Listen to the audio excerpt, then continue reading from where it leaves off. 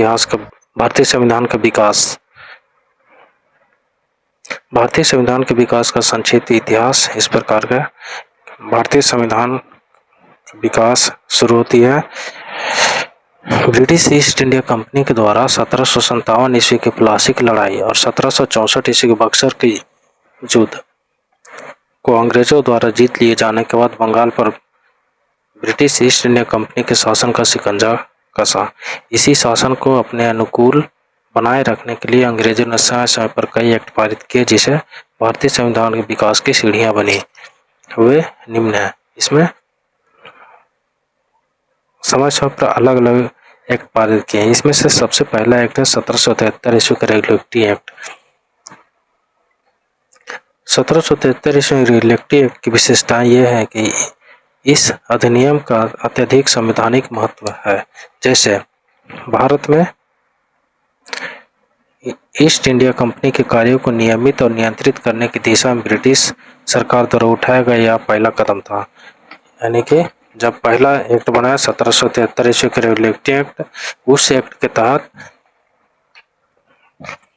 East India company द्वारा यह उठाया गया पहला कदम था। अर्थात कंपनी के शासन पर संसदीय नियंत्रण स्थापित किया गया। कंपनी के शासन पर संसदीय नियंत्रण को स्थापित किया गया।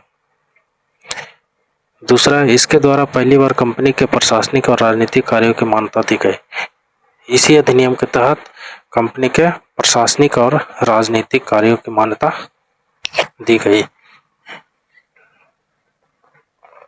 इसके आगे देखते हैं।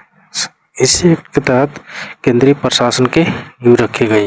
यानी कि अंग्रेजों के केंद्रीय प्रशासन का नींव किस एक्ट के तहत रखा गया? तो 1773 रेगुलेटरी एक्ट के तहत रखा गया।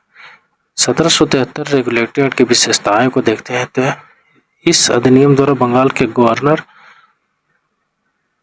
को बंगाल का गवर्नर जनरल पद नाम दिया गया। 1773 ईस्वी रेगुलेटरी एक्ट के द्वारा ही बंगाल के गवर्नर को क्या कहा जाने लगा?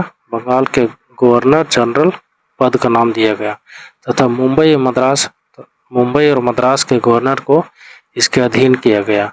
इस एक्ट के तहत बनने वाले प्रथम गवर्नर जनरल कौन थे? Lord Warren Hasting.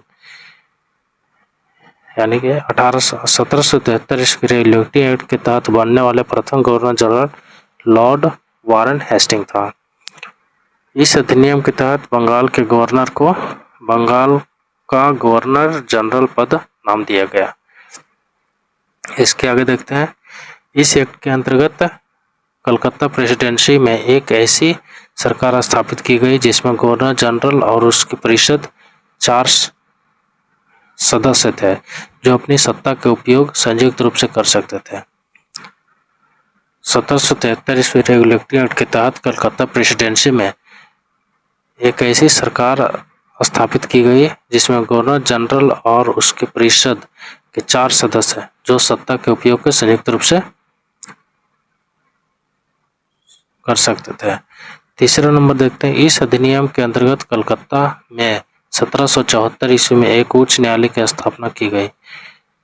1774 ईस्वी में कलकत्ता में एक उच्च न्यायालय की स्थापना की गई जिसमें मुख्य न्यायाधीश और 3 अन्य न्यायाधीश थे।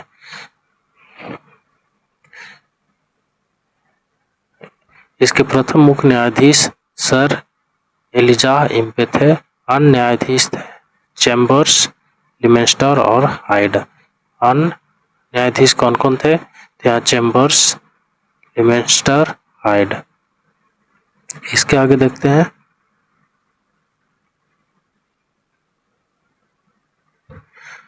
चार नंबर में इसके तहत कंपनी के कर्मचारियों को निजी व्यापार करने और भारतीय लोगों से उपहार व रिश्वत लेने प्रतिबंधित कर दिया गया था।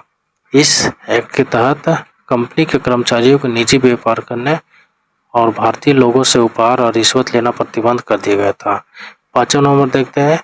1773 रेगुलेटरी एक्ट के अधिनियम के द्वारा ब्रिटिश सरकार को बोर्ड ऑफ डायरेक्टर के माध्यम से कंपनी पर नियंत्रण सशक्त हो गया।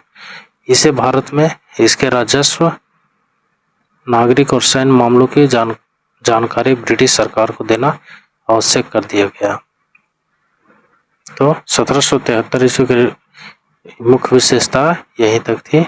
इसके आगे है act of settlement 1781। Act of settlement 1781 की अगर बात करते हैं तो इस एक्ट के अंदर जो 1773 ईस्वी की एक्ट की जो कमियां थी उसको दूर करने के लिए इसमें संशोधन किया गया। यहाँ से रेगुलेटरी एक्ट की कमियों को दूर करने के लिए इस एक्ट का प्रावधान किया गया। इस एक्ट के अनुसार कलकत्ता के सरकार को बंगाल, बिहार और उड़ीसा के लिए भी विधि बनाने का अधिकार प्रदान किया गया। यानी कि एक्ट ऑफ सेटलमेंट के तहत क्या दिया गया, तो कलकत्ता की सरकार को बंगाल, बिहार और उड़ीसा के लिए भी विधि बनाने का अधिकार प्रदान किया गया। इसके आगे देखते हैं 1784 ईस्वी का पीटर्स इंडिया एक्ट। इस एक्ट के द्वारा दोहरे प्रशासन प्रारंभ हुआ। पीटर्स इंडिया एक्ट दोहरे प्रशासन प्रारंभ हुआ, जो बोर्ड ऑफ डायरेक्टर व्यापार के मामले को देखेगा और बोर्ड ऑफ कंट्रोलर राजनीतिक मामलों को देखेगा। ये पीटर्स इंडिया एक्ट का काम था। पीटर्स इंडिया एक्ट का काम, इसमें दोहरे प्रशासन की नींव पड़ी। यानी कि दोहरा प्रशासन, एक बोर्ड ऑफ डायरेक्टर और दूसरा है board of controller. Board of director का काम रहेगा व्यापारिक मामलों के लिए, तो वहीं बोर्ड ऑफ कंट्रोलर काम रहेगा न्यायिक राजनीतिक मामलों के लिए। इसके आगे का एक्ट है 1793 का चार्टर एक्ट है। इसके बाद का एक्ट कौन सा है? 1793 का चार्टर एक्ट। इसके द्वारा नियंत्रण बोर्ड के सदस्यों तथा कर्मचारियों के वेतन आदि को भारतीय राजस्व में से देने का व्यवस्था की गई। व्यवस्था की गई। इसके बाद देखते हैं 1813 ईस्वी का चार्टर अधिनियम। इस अधिनियम की मुख्य विशेषता है कंपनी के अधिकार पत्र को 20 वर्षों के लिए बढ़ा दिया गया। कंपनी के भारत के साथ व्यापार करने के एक अधिकार को छीन लिया गया, किंतु उससे चीन के साथ व्यापार और पूर्वी देशों के साथ चाय के व्यापार के संबंध में 20 वर्षों के लिए अधिकार प्राप्त किया।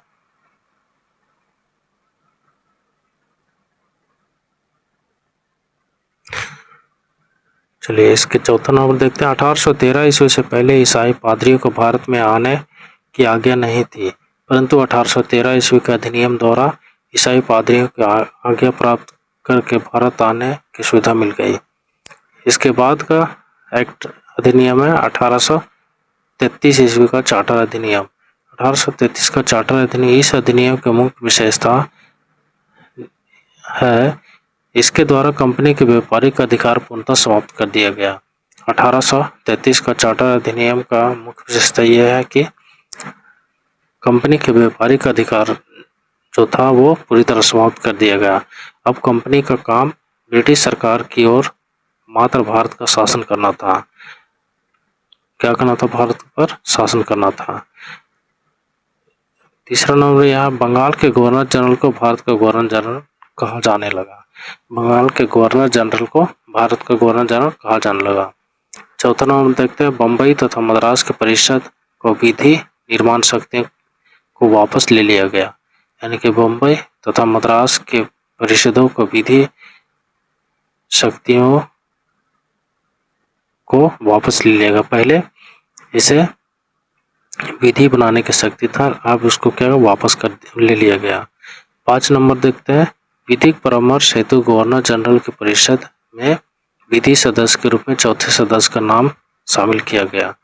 6ठा नंबर देखते हैं भारत में दास प्रथा को विधि विरुद्ध घोषित कर दिया गया तथा 1843 ईस्वी में इसका उन्मूलन कर दिया गया। 7 नंबर देखते हैं अधिनियम की धारा 87 के तहत कंपनी के अधीन पद धारण करने के लिए किसी व्यक्ति को धर्म, जन्मस्थान, मूल वंश, रंग के आधार पर अयोग्य न ठहराए जाने का उपबंध किया गया। गवर्नर जनरल को परिषद के राजस्व के संबंध में पूर्ण अधिकार प्राप्त करते हुए गवर्नर जनरल को संपूर्ण देश के लिए एक ही बजट तैयार करने का अधिकार दिया गया। 9वां नंबर में देखते हैं भारतीय कानूनों का वर्गीकरण किया गया तथा इस कार्य के लिए विधि आयोग की नियुक्ति की व्यवस्था की गई। 1834 ईस्वी में लॉर्ड मैकाले की अध्यक्षता में प्रथम विधि आयोग का गठन किया गया। ये इम्पोर्टेंट यहाँ पे है कि किसकी अध्यक्षता में विधि आयोग की नियुक्ति की गई, तो 1834 ईस्वी में लॉर्ड मैकाले की अध्यक्षता में विधि आयोग का गठन किया गया।